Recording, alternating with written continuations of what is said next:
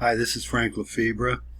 This is a quick video of a small change that needs to be made if you're using the proof page for Wealth Step by Step.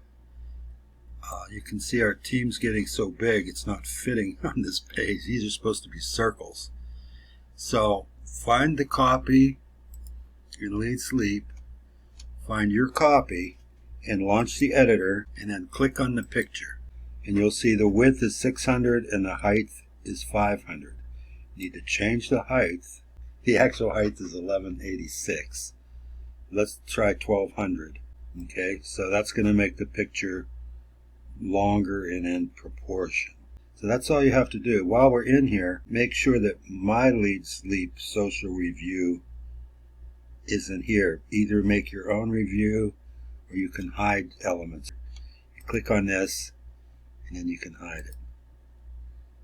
Okay, once you've made this picture 1200 height,